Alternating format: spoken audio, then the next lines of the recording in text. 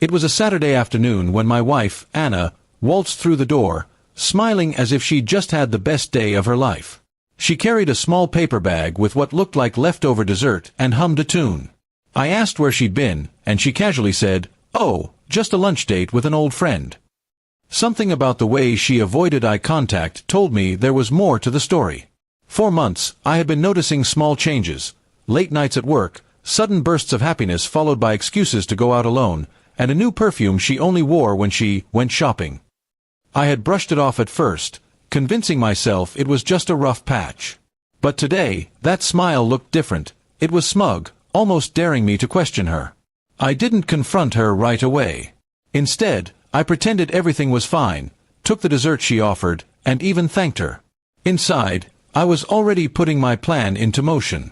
I had a suspicion about who she was meeting, and I was determined to confirm it without letting her know I was onto her.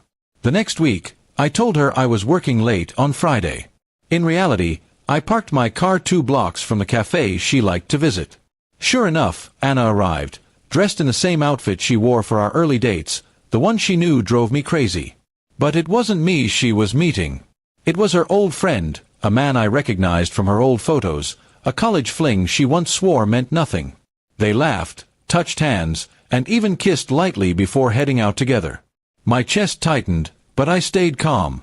I snapped pictures with my phone, making sure the evidence was undeniable.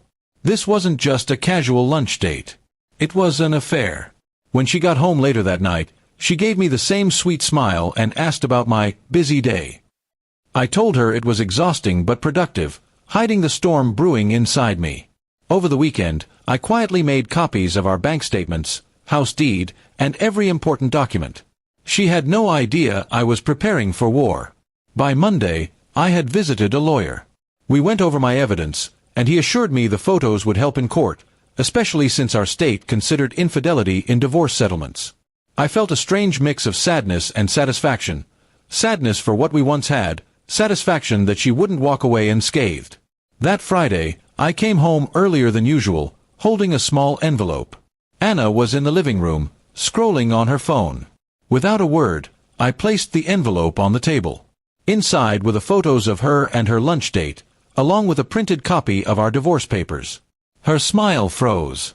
She looked up at me, eyes wide, and stammered, "It's not what it looks like." I told her calmly, "Anna, I know exactly what it is. And I'm done."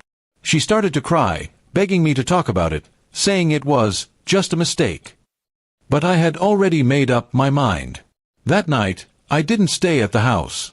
I went to a friend's place, leaving her alone with her thoughts and the cold reality of what she'd lost. The next morning, I woke up to a dozen missed calls and desperate messages, but I ignored them. My lawyer had already filed the paperwork. A week later, she tried to approach me at work, saying we could fix things, that she was confused and lonely. I told her she was only lonely because her backup plan had failed. Apparently, her old friend didn't want a serious relationship. That hit her harder than I expected. When the divorce was finalized, I kept the house and most of our joint savings. She left with her clothes, her car, and nothing else.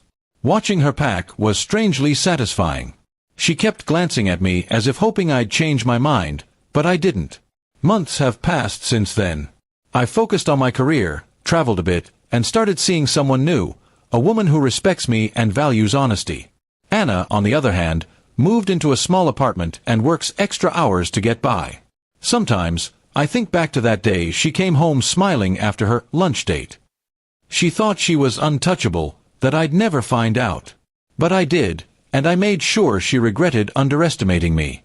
In the end, the sweetest revenge wasn't yelling, fighting, or even the legal win. It was walking away with my dignity intact while she was left to face the consequences of her choices.